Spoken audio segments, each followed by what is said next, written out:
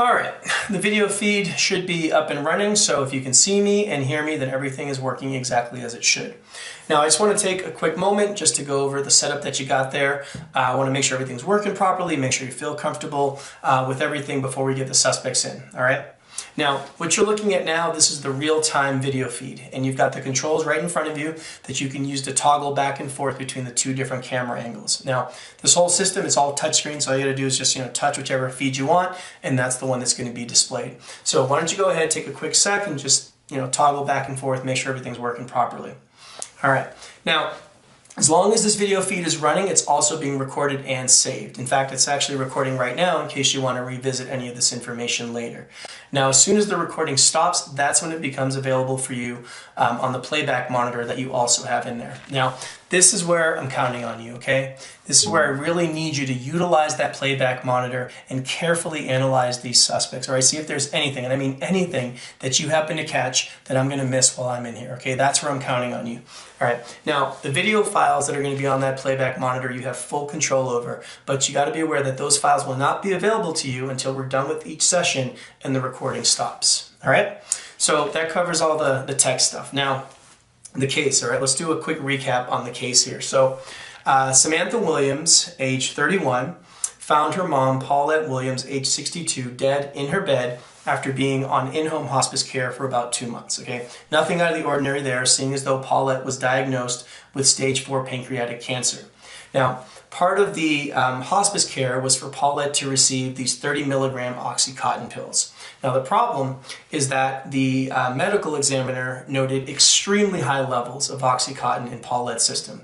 Okay, these levels far exceed the 30 milligrams. Now, to top it off, the hospice worker, a guy named Michael Schaefer, he noted that there were missing pills when he went to do his final count. All right, there was actually 5 missing pills of Oxycontin to be exact. Now, it's important to note that Samantha and her husband, a guy named Elliot Jordan, who's age 34, they're the sole caretakers, right? So they're the only ones that are able to administer Paulette's Oxycontin on a regular basis. Now, I did have a chance to talk with both of them about a week or so ago, and things just aren't adding up, okay? They just aren't. Now, fortunately, they are being very cooperative, okay, which is why they've agreed to come down here today and do the second interview with me.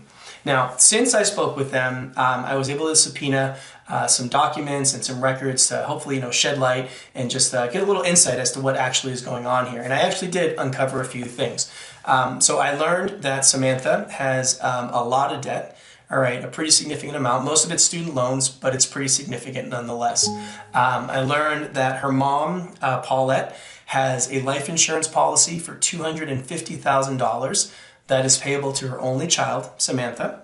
And I learned that Samantha booked a one-way ticket to Costa Rica for July of later this year. All right, now, given all of that, I think it's safe to say that foul play is absolutely a possibility here. All right, now, obviously, I'm going to be the physical presence in the room, but I'm going to rely on you, all right, like a lot, okay, because you're going to be my eye in the sky, all right? You have a far better vantage point than I do, okay? So I'll field all the questions in here, but I'm absolutely going to follow your lead, all right? So I need you to use everything that you got in that room to your advantage, okay? Because we have one goal. That's it, right? Solve this case. That's our goal, all right? That's it. That's all I got. So I'm going to bring Samantha in here first, and we'll get the video feed back up and running in just a sec. All right?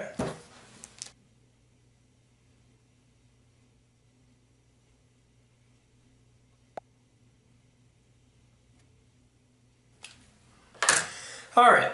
The video feed should be up and running, so if you can see me and hear me, then... Samantha, we are recording. Today is Saturday. Everything is working exactly as it should. Now, I just want to take a quick moment just to go over the setup that you got there. I want to make sure... 621, and with me here is Samantha Williams. Samantha, I'm going to ask that you please spell your first and last name for me. Samantha, Samantha, Williams, Williams. Thank you. And now I do need you to acknowledge that this statement is being video and audio recorded and that you do consent to that recording. Is that correct? Yes. Okay. I know we had a chance to go over your rights in the waiting room, but I do want to remind you that those rights do remain at all times today, okay? And also, you are by no means obligated to make this statement, right? You understand that? Yeah, I do understand, yeah. Okay. The last thing is, I know we spoke about a week or so ago, so I'm probably going to ask you some very similar questions. If I do, just please go ahead and answer those, but this time for the record, okay? Okay. All right. So, Samantha, let's just start with you telling me what happened. Okay. Where do you want me to start? Wherever you'd like. Just tell me whatever you think I should know. Okay.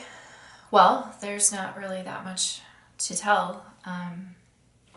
My mom was on hospice care for quite some time, as you know. Stage 4 pancreatic cancer. And I woke up one morning and found her dead. It wasn't really a shock or anything, we were expecting it, but we just didn't really know when it was going to happen. And Samantha, you're a substitute teacher, right? Yeah, that's correct. I'm working on my teaching credentials. So I'm assuming that's the reason that you were up so early that morning? Mm-hmm. Yeah, I usually get up about 6. About 6? Gotcha, okay. You can continue. Well, I woke up, I was doing my morning routine, I took a shower, went to make breakfast, then I was going to go give my mom her morning pill, and... Okay, hold. So around what time was it that you were giving her this morning pill? 6:45. About 6:45, okay. And then, what did you do after that? Well, I went in to wake up Elliot, and we called the hospice nurse. So see, this is where I'm lost. I don't understand. Why did you call the hospice nurse? Why didn't you guys call 911? Well, that was our protocol. We'd gone over it quite a few times with our care team, and that was just what we were supposed to do. Now, the care team, that's Michael Schaefer, right? He's the hospice nurse that's with that care team? Mm-hmm. Yeah, I called Michael, and he was there actually within about an hour. There were all these other people that came in to clean up everything else, clean up the body. Elliot and we just stayed in our room, out of the way. And just for the record, Elliot's your husband, right? Yeah. I know it's confusing because we don't share the same last name. And how long have the two of you been married? Just under 2 years. Just under 2 years. All right. So why don't you tell me about the days leading up to all this? Okay. How far back? Why don't you go back to Monday, February 7th, since that'll put us about 2 days prior to your mom's death.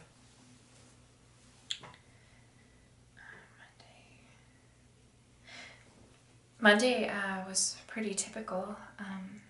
I got up, I did my morning routine. I went to work. I went to the gym and the grocery store, and then I was at 7:30. Elliot actually had already ordered Thai food, so we had Thai food and then sat and watched TV for the rest of the evening. I went to bed about 10:30. 10. Now, did you give your mom a dose of OxyContin that morning? Yeah, I do the morning and Elliot does the evening. So it's just the 2 pills every day? Yeah, about 12 hours apart, approximately, anyway. Sometimes there's a breakthrough dose if she's really having like a lot of discomfort, but it's not normally part of the routine. Gotcha. Now, I did have a chance to speak to Michael, right, the hospice nurse. Are you aware that he had visited that morning? Yeah. Michael comes every Monday. I'm normally not there. I'm usually at work, so Elliot's the one that lets him in. So, seeing as though you weren't there, then it's safe to say that you really don't have any idea like what could have happened during his visit, right? No. But I mean, I don't think that it would be anything different than a regular visit. Why? Did Michael say something happened that day? No, not at all. No, I was just curious, that's all. So Tuesday, February 8th, how'd that day go for you?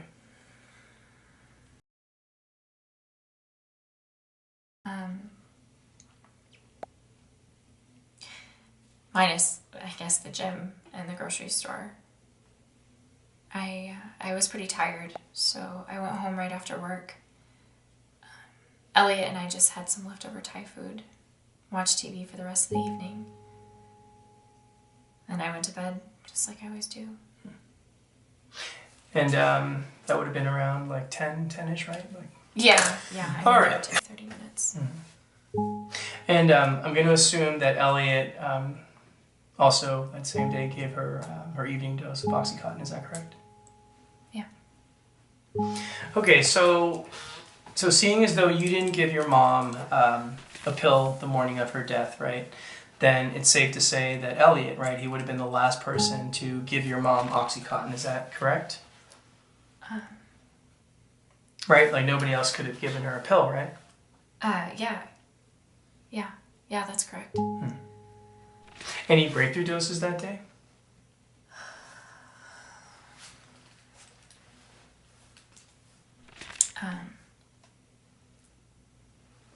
No. No, not that I remember, no. Now, Samantha, these 5 missing pills, do you have any idea how these 5 pills could have gone missing? No. No. I don't. Well, you are at least aware, right, that these 5 pills have gone missing. Yeah. That's what Michael said, yeah.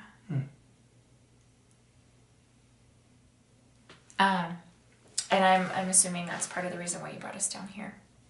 Yeah, that's a big part of the reason. Samantha, I can't seem to understand how 5 30-milligram Oxycontin pills could have gone missing. Honestly, I can't tell you. I don't know. You don't know. I don't know. All right, Samantha, is there anything else that you think I should be aware of? Anything that you need to tell me? No, not really, no. But can I ask you a question? Mm-hmm. Of course. Are we being suspected of something? Samantha, foul play is absolutely a possibility here, yes. Right, that's why I'm here. My job is to try to figure out what happened. Okay, but as long as you're honest with me, then we're good, right? Yeah, of course. Okay, good. So look, there's just one last thing that I want to clear up with you, okay? First, I need you to verify you still have some student loan debt. Is that correct? Yeah, I do. Okay. And it's a pretty large amount that you owe, right?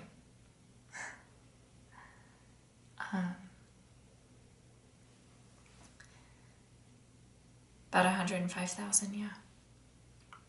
105,000? Wow. That's a pretty significant amount of money. Yeah. Now, prior to your mom's death, did you know that she had a life insurance policy for $250,000 that's payable directly to you, her only child? I did. I didn't know about it until she got ill.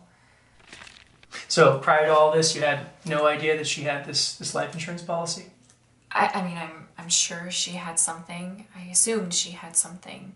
But I didn't know any of the details of it, the amount, nothing.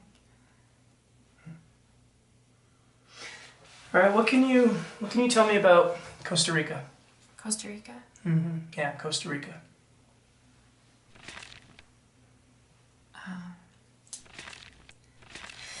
You're probably referring to the plane ticket that I bought. Yeah, that's correct. What's that all about?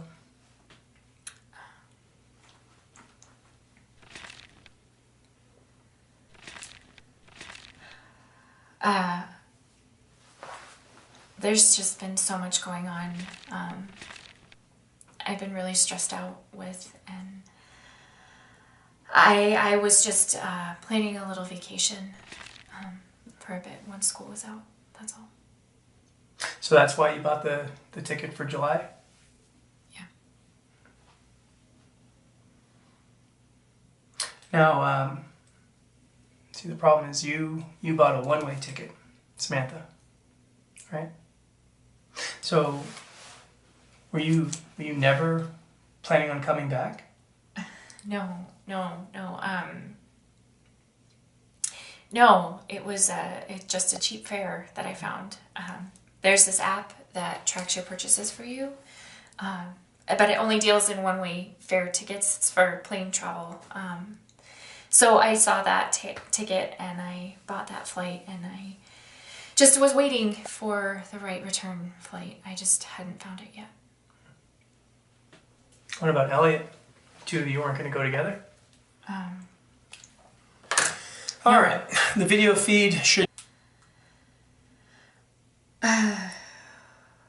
We weren't sure if my mom would still need care at the time. And Samantha, you didn't think to mention this earlier? I mean, this seems like a huge oversight, don't you think?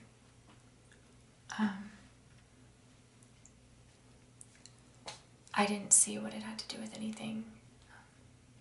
It's just a vacation. It's just a vacation.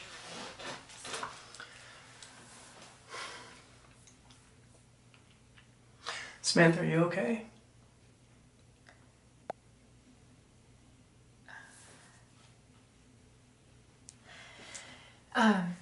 You don't have to bring any of this up to Elliot, do you? Possibly, yeah. Okay. Samantha, are you sure there isn't something that you need to tell me?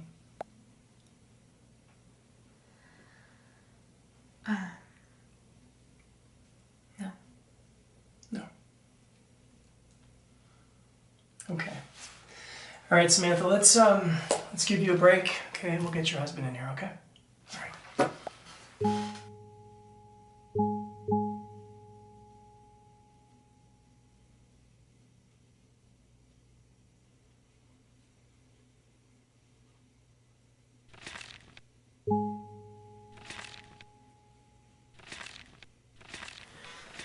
Okay, Elliot. I do want to remind you that the rights that we went over in the waiting room, they do apply at all times today, okay? Cool. All right. Okay, so today is Saturday, February 19th of 2022. I am Detective Martin Ruiz, badge number 7621, and with me here is Elliot Jordan. Elliot, can you do me a favor and please spell your first and last name? First name E-L-L-I-O-T. Last name J-O-R-D-A-N. Thank you. I do ask that you please acknowledge that this statement is being video and audio recorded and that you are consenting to that recording. Is that correct? That's correct, yeah. Okay. And lastly, I do want you to be aware that you do not have to make this statement. You're not obligated. You understand that, right? Understood. Okay. So, Elliot, yeah, I do want to get your take on things. So why don't you just tell me what happened? I mean, there's not much to tell. Paulette was on hospice, and she was expected to pass away. And that's it? I mean, there's really not much to say. It's just an unfortunate situation.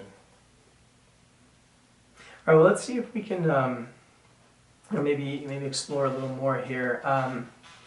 Why don't you tell me what happened on Monday, February 7th? I mean, there's nothing out of the ordinary. I woke up around 11 a.m. that morning. Our hospice nurse, Michael, he gets to the house on Mondays at noon. Let him in when he got to the house, and he tended to Paulette while I took a video call from a client. He left later that afternoon, and I continued to work. And you're a sound engineer, is that right? Yes. Okay, and you work from home?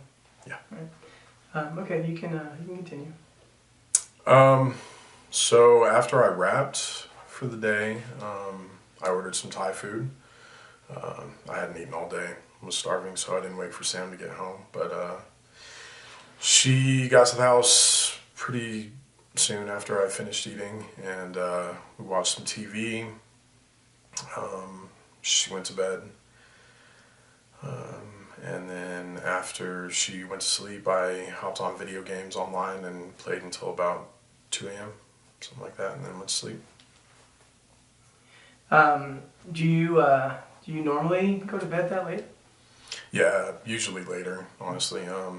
I have trouble sleeping, so I just kind of stay up until I'm drained. So I'm going to assume, right, you gave Paulette her dose of OxyContin that evening. Does that sound right? Yeah, I gave her a dose around 7. That's routine for us. So based on this routine, you obviously gave her a pill of OxyContin that night, right, February 7th. I'm going to assume that you also gave her a dose on Tuesday, February 8th that night. Does that sound accurate? Yes. Okay. All right, so what about Tuesday? Anything out of the ordinary on Tuesday? No. I worked on a track for most of the day for a client. And Sam got home around 5. We ate leftovers from the night before and watched TV again. And then after she went to sleep, I hopped online, played video games, and did that the rest of the night. And that's it? That's it. All right. So based on everything that you're saying, then you would have been the last person to give Paulette a dose of OxyContin, right, prior to her death? Yeah, I suppose so, yeah. Okay. Did either you or Samantha give her any breakthrough doses on that day? No. Are you sure? I mean, as far as I'm aware, no. Okay, so let's assume that everything that you're saying is accurate. Can you explain to me how 5 30-milligram OxyContin pills could have gone missing? The only thing I've thought about is that maybe the pharmacy messed up. Happens from time to time, right? I mean, yeah, it happens. It's extremely rare, but sure. But see, even if that were the case, right, that still doesn't explain how Paulette overdosed, does it? I guess not. So, Elliot, right, my job is to figure out how Paulette overdosed. Okay, that's my job. So, with that in mind, is there anything that you need to tell me? Anything that I should be aware of? Can't think of anything else. I think we've covered everything. Okay, you sure? Yeah, I can't think of anything else. All right.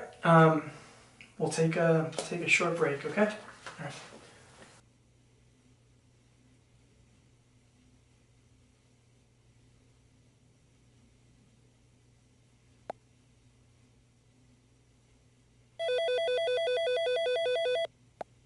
Well, I don't know about you, but it feels like both of them are hiding something. Samantha definitely feels off, and Elliot seems a bit too nonchalant for my taste. I'm going to bring Samantha back in here in just a sec. I want to see if I can pry some more information out of her. But look, before we do that, we really need to think about how we want to approach this. I think that if I put some pressure on her, she'll crack for sure. But honestly, I'm conflicted. Part of me also feels that I should keep playing nice. I don't know, maybe a calm approach may get her to trust me and open up more. But then again, if this is all an act, she might see right through that bullshit and use it in her favor. Honestly, I don't know. It's hard to get an exact read on her. Why don't you do some reviewing? See if anything helps guide how we should move forward. Maybe you can get a better take on things. And listen, take all the time you want, okay? I don't care if these two are here all day and night. When you're ready, you give me a call and you let me know how you want to play this. I'll trust your judgment. All right, I'll talk to you soon.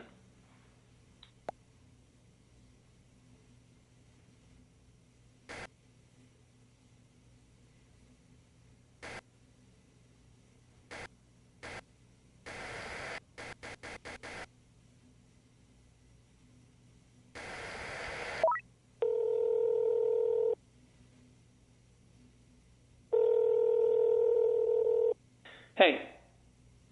Okay, so you want to go with the nice and calm approach. Not a problem at all.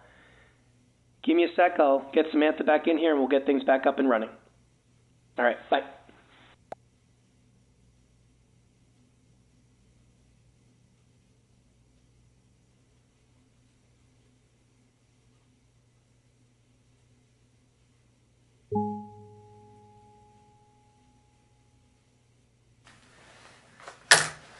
This is a continuation with Samantha Williams. The date is still February 19th of 2022. So, Samantha, I just have a few things that I want to clear up with you and then we'll be done, okay? Okay. Great. I want to take a look at some of your debt, make sure that my numbers are accurate, okay? Okay, sure. So, I see that in addition to your student loans, you have a car that you own, and you owe about $5,700 on that car. Is that correct? Mm-hmm. Okay. You also have 2 credit cards. Looks like both of those are maxed out, and that's $15,000 that you owe. Is that also correct? Yeah, that sounds about right. Okay. What does that work out to in terms of a monthly payment? Just the credit cards or everything? Everything. So the credit cards, the car, student loan, and I don't need an exact amount. Just give me a rough idea.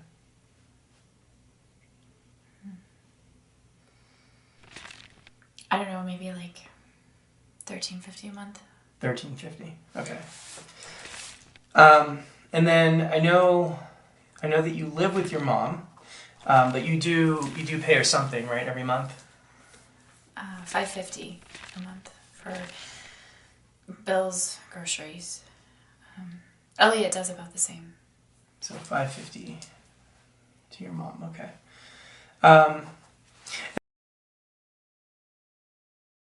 Monthly salary wise after taxes. Again, I don't need an exact. Just give me a rough estimate. 2,100. 2,100. Okay. Okay. So, if my math is correct, then you owe about $1,900, right, a month. That's your monthly expenses, and then you bring in, as you said, $2,100 a month in terms of salary. So that leaves you with $200 approximately every month to cover things like going out, right, clothes. That $200, that's your monthly disposable income. Is that correct? Yeah. That's pretty tight. It is. Now, Samantha, I'm not saying that the two are connected, but technically this $250,000 life insurance policy, I mean, that's enough to pay off all this debt, and then you still pocket over $100,000. Technically, yes. So is that what you plan on doing? You plan on paying off all your debt? I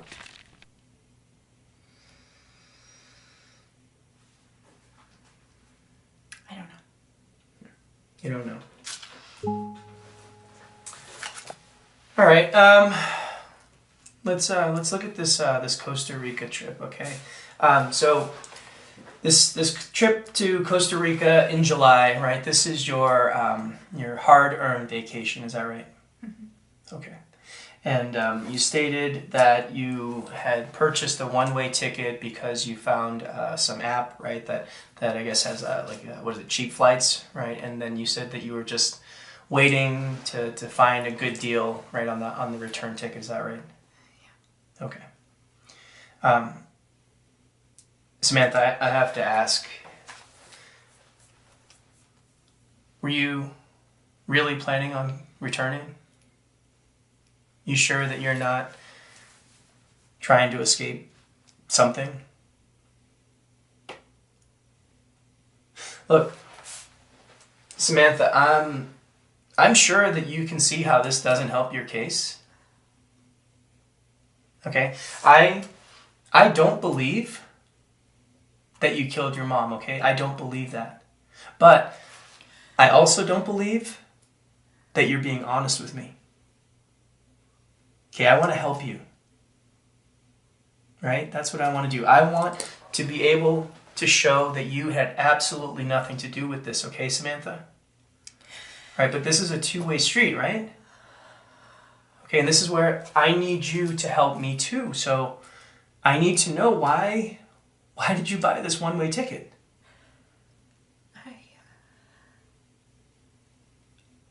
Look, Samantha, if you don't clear this up, you are going to make it really hard for me to not pin this on you. I'm sure you can see that. All right, so I need to know the truth. I need to know why did you buy this one-way ticket? Yeah?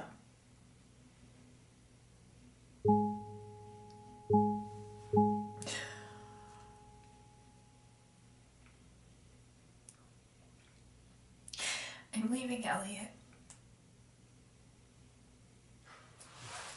So what do you mean, the two of you are splitting up? Yeah, But what?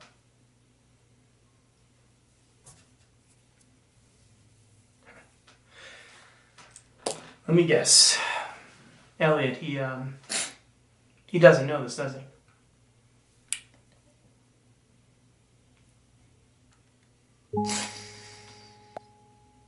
So is this what you've been hiding?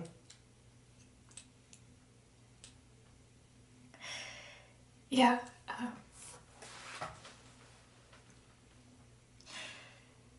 Look, when I bought that ticket, it had nothing to do with my mom, okay? I did figure that she probably would have passed away by then, but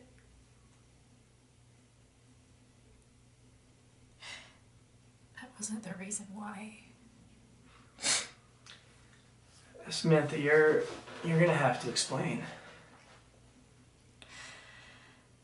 Well, I have a lot of debt, as you know, and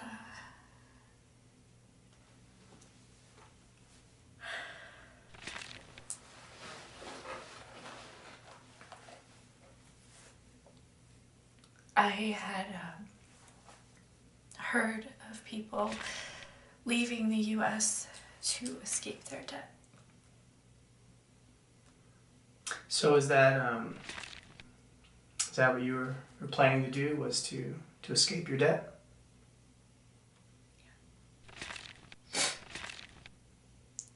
So just to make sure that I get this straight, you purchased this one-way ticket to Costa Rica so that you could escape your debt and to leave your husband. Is that correct? Yeah, that's correct. Okay, but what I don't understand is why you're trying to bail on your student loans and all your other debt. I mean, you have this $250,000 life insurance policy. That surely is going to pay off all your debt. $250,000 is not that much money. My mom had her own debt too, you know, between my debt and her debt and funeral costs and medical bills. There's nothing left. What about her house? What are the plans with the house?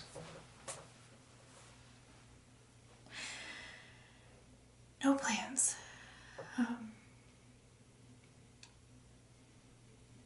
The house is going into foreclosure any day, and apparently my mom was really behind on her mortgage payments. Like, really behind.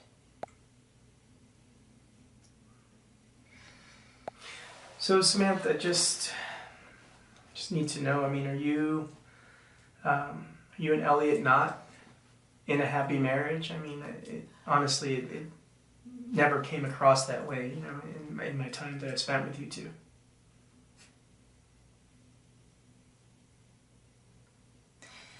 Depends on who you ask. Well, Samantha, I'm asking you.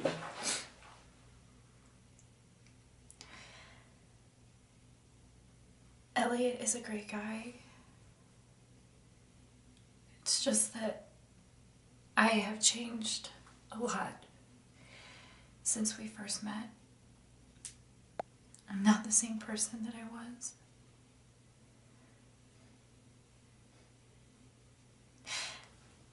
And all of this with my mom, it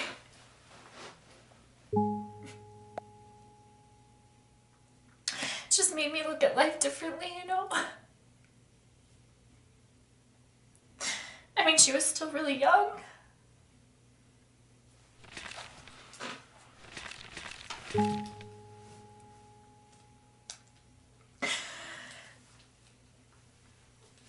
Life is never guaranteed, right? You know? I'm just now realizing that. And I have always been afraid of everything. My whole life. Afraid to pursue my dreams because I thought that they were worthless compared to other people's. Afraid of fitting in, of not fitting in, of being made fun of. I have lived my whole life for other people. Let him in when he got to the house, and he Including attended to Paulette while I took a video call from a client. He left later that afternoon. Never and, once I continued stopped to consider my own happiness. And you're a sound engineer, is that right? Yes. Okay, and you work from home. Yeah. Right. But Okay, I'm done you can doing that. continue. So after I wrapped for the day, I ordered some Thai food. And I love Elliot. I hadn't eaten all day. I was starving, so I didn't wait for Sam to get home. But I really do. she got to the house pretty soon. But he doesn't make me happy. She went to bed. And then after she went to sleep, I hopped on video games online and played until about 2 a.m. Wanted a fresh start. Do you normally go to bed that late? Yeah, usually later, honestly. I have trouble sleeping, so I just kind of stay up until I'm drained. So that's the I'm going to assume, right, you gave Paulette her move to Costa Rica that evening. Does that sound right? Yeah, I gave her a whole new dose, chapter in life. Is that around 7. basically it? That's routine for us. Yeah, pretty much. So based on this routine, you obviously gave her an L of Oxycontin that night. He doesn't know February 7th. I'm going to assume that you also gave her a dose on Tuesday, February 8th that night. Does that sound accurate? Yes. Now, do you? All right. So You think that maybe what about Tuesday? In your overly burdened state, that maybe you helped accelerate this whole process? Of course not. No, I love my mom. I would never do anything to hurt her. I'm not saying that you hurt her. I'm saying that ending her pain I played video games and would not be hurting her. did that right? the rest of the night. And that's it. That's it. All right. I wanted my mom around as long as possible. The last person to. She was the only person in my life that was truly supportive. Samantha, give her any breakthrough doses on that day. Samantha, You sure? I understand. I mean, as far as I'm aware. I understand all of this. I get you, but Okay, so let's none let's of assume this helps me understand how Paulette overdosed. Right? It's not like she could have taken those pills herself.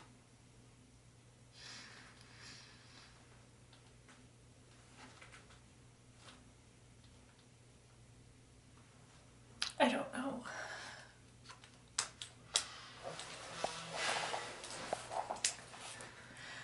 Okay. I mean, yeah, it happened. Let's switch gears here for a sec. But see, all right, that still doesn't explain. You stated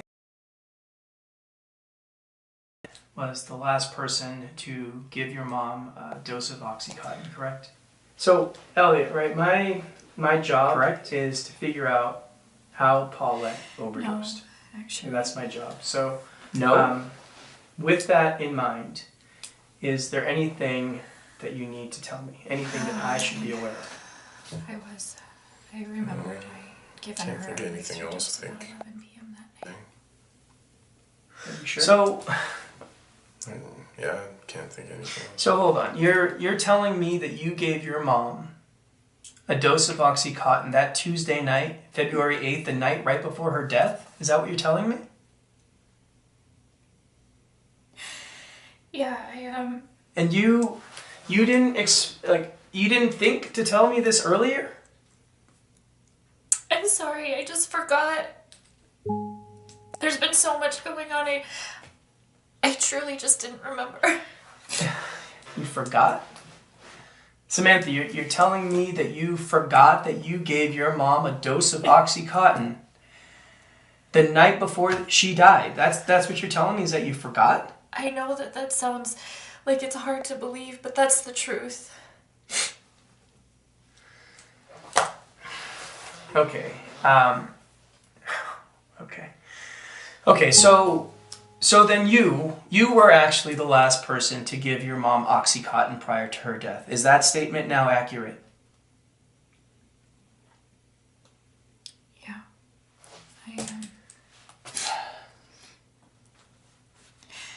I was having trouble sleeping that night, and I woke up, which was very rare for me. I went to go check on my mom. And I saw that she was having a lot of discomfort. And How much did you give her? the usual 10 milligrams. And what about Elliot? Did Elliot give her any breakthrough doses that you may have forgotten about? No. Are you sure? We have a chart on the refrigerator. We write everything down. And Did you write your 11 p.m. dose down?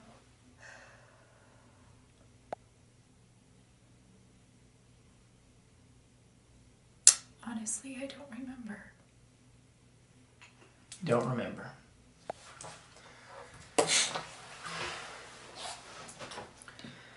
So this whole thing could possibly be an accident. What do you mean? I mean, maybe I've been looking at this the wrong way.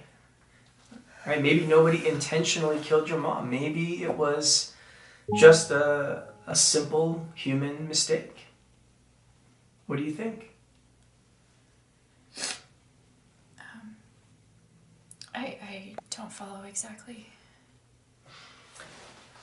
Samantha, is it possible that you measured that dose incorrectly?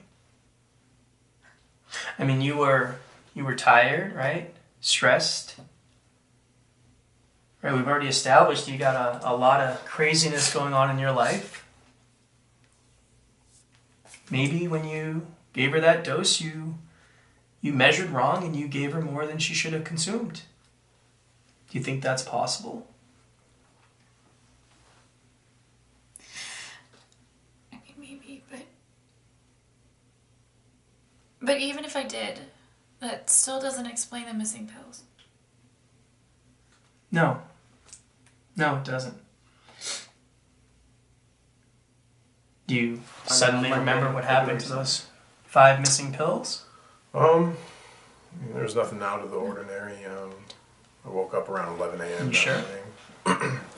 Our hospice nurse, Michael, he gets to the house on Mondays I at swear noon. to you, I don't know. Let him in. He got to the house. And, All right, Samantha, I'm gonna call that while I took a video. I'm gonna call ask from you one the more client. time, okay? Because we can't keep going around in circles here. Is there anything that I need to know? Anything that you may have forgotten? Anything that may have popped into your head? Anything that you are suddenly remembering? Anything at all? No. So that's everything.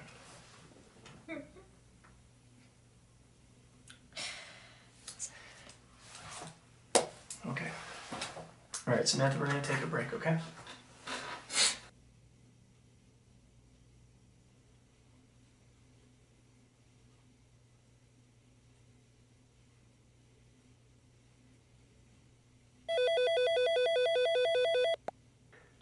Well, that was a lot more than I was expecting. If she really is telling the truth, then I guess that clears up the one-way ticket. But that's only if she's telling the truth. Regardless, I'm having a hard time believing that she really forgot about that 11 p.m. breakthrough dose. I just can't see how someone would forget something like that, especially when they're under investigation. Honestly, it kind of makes me question everything she's been telling me. Now, if she is being honest, though, then the accident scenario is certainly possible. This is where I wish I were a mind reader. All right, well, moving forward, how do you want to play this with Elliot? I definitely feel he's hiding some things from me as well, and we still can't account for those 5 missing pills. I can tell him everything we just learned about Samantha's plans to leave him. See if he really has no clue about all this. I just wonder if him learning about Costa Rica will affect things negatively or positively. Because if Samantha's being honest about that trip, then it really has no relevance to this case, and we might get caught up in something that really isn't that important. Now, the other option is I do ask him about Costa Rica, but I don't reveal anything. I just see where he takes things when I ask him about it. Instead, use the time to mostly put some pressure on him being involved with the murder somehow. Really test him to see if he's got something to hide. I'm sure we'll learn something either way.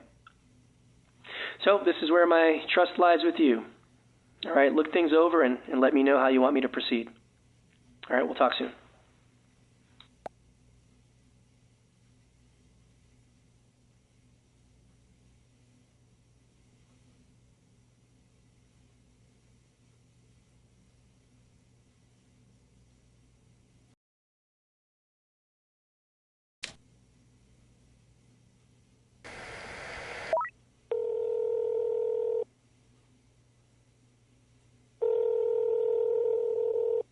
Hey. Okay, I like that approach. Yeah, let's put a little fire under his ass. Put some pressure on him, see if he's hiding his involvement in this whole thing.